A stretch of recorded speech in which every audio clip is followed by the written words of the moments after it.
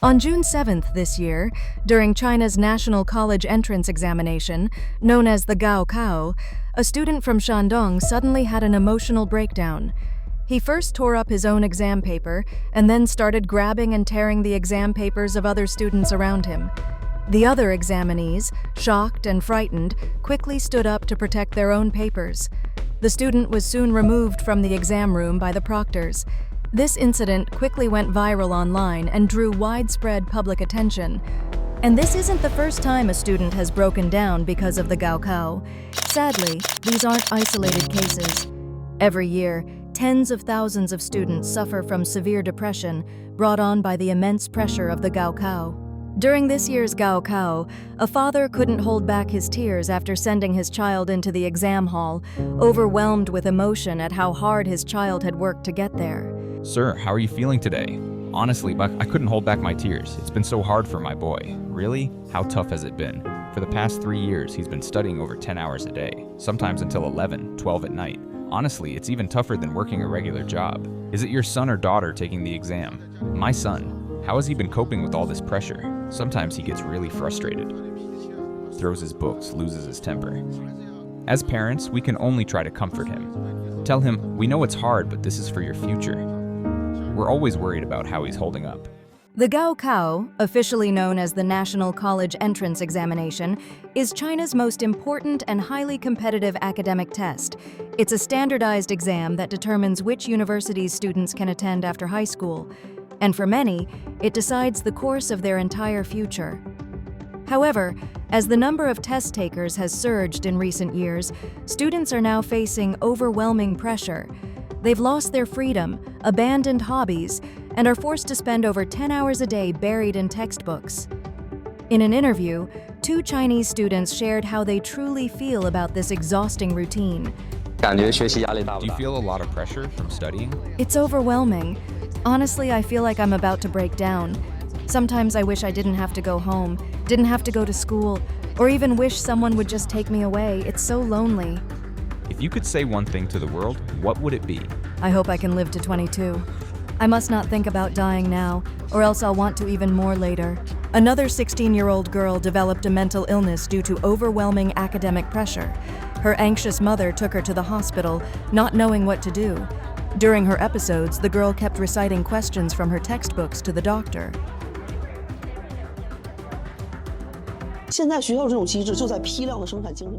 The average Chinese high school student studied 59.7 hours per week, nearly 11 hours more than the average adult worker.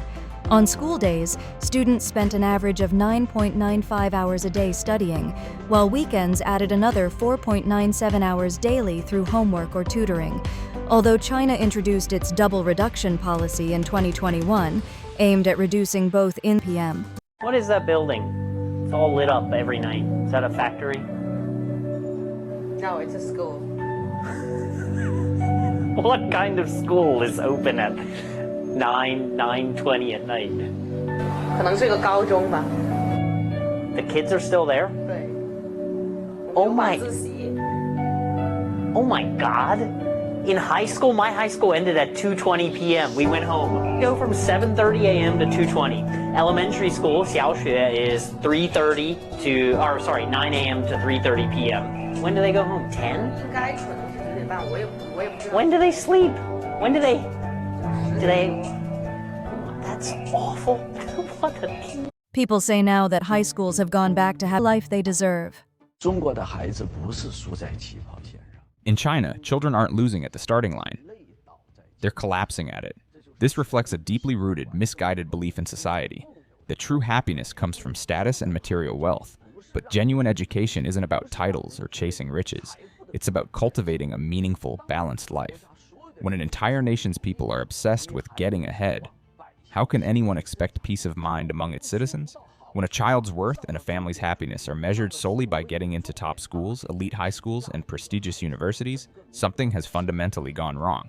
People chase after expensive school district apartments, famous kindergartens, and elite primary schools. Families pour their life savings, passion, and energy into this exhausting race, only to lose health, time, and sometimes even lives in the process. No so-called success is worth more than a family's well-being and the simple joy of living together in peace. order to increase students' chances of getting into top universities, many schools in China spare no effort. One of the most famous examples is Hengshui High School in Hebei Province, often described as a student factory for elite universities. The school boasts an astonishing 90% acceptance rate into China's top 985 universities. To achieve this, the school enforces military-style management, with students' daily schedules precisely organized down to the exact minute and second. A typical day at Hengshui lasts 12 to 15 hours, with classes running nearly the entire week. Being 1 minute late to class requires a written self-criticism. Students wake up at 5:30 a.m., immediately heading to the schoolyard to recite notes aloud before a packed day of classes. Breaks last only 5 minutes. During lunch and brief afternoon rests, students are allowed to do nothing but sleep or study. The school enforces an exhaustive list of rules. Any violations result in punishment, the harshest being expulsion. For example, bringing an orange to class could lead to a 1-week suspension from lessons. Only apples, bananas, biscuits, and milk are permitted as snacks. Every minute of students' time is strictly controlled. While this highly standardized, disciplined environment has proven effective at raising academic performance, it also leaves students mentally and physically exhausted. In 2014 and 2015, 2 students from the school tragically died by suicide. In an interview with a YouTuber, a former Hengshui student revealed that most students at the school only bathe once a week. When speaking with students from other schools who said they showered daily, he was stunned and asked, "You actually have time to shower?" A Zhejiang Provincial Department of Education official criticized this model. He pointed out that at schools modeled after Hengshui, no one cares about humanity, only about test scores. Under such rigid systems, students' creativity is stifled by iron discipline, as they are essentially treated as standardized products on an assembly line. Despite concerns about the potential harm to students' well-being, many parents still eagerly hope their children can attend such schools, as being admitted means a much higher chance of getting into a prestigious university, and with it, a better job and future. Another well-known exam-oriented cram school in China is Maotanchang High School, often referred to as a super high school. The school has over 20,000 students and more than 600 teachers.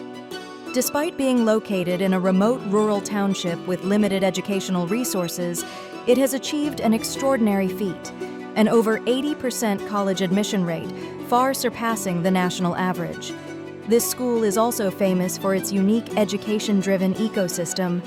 More than 10,000 parents have relocated to the town to rent small apartments and accompany their children during the grueling final years before the college entrance exam, creating a thriving parent-companion economy that has become the backbone of the local economy. To prepare for the high-stakes Gaokao, students at Maotanchang push the limits of how much time can be squeezed into a single day. They wake up at 6 o'clock a.m., arrive at school by 6:20, and continue studying until 10:50 p.m. Meals, rest, and every possible moment are compressed to make room for study. At lunchtime, most parents deliver food to the school gates, and students typically eat while standing in just 10 minutes to save time. At the school's intensive tutoring center, it's rare to see students leave their classrooms during breaks. Except for quick bathroom trips, most remain at their desks, reading, reviewing, or grabbing brief naps. Students endure intense workloads, with nearly 14 to 15 hours of study per day, packed with homework, endless tests, and non-stop drilling. But beyond the exhausting schedule, perhaps the greatest source of stress comes from the school's relentless ranking system. Every week, students receive weekly and monthly rankings, posted publicly on a wall of honor, showing test scores and positions. Falling behind could mean losing face, disappointing parents, or missing out on a coveted university spot. To support their children's relentless academic routines, tens of thousands of parents have moved to this small town, inflating local housing prices and making the town's temporary population several times larger than its permanent residents. The combined efforts of stressed students, dedicated teachers, and sacrificing families have created Maotanchang's notorious Gaokao miracle, with its college admission rate more than double the provincial average.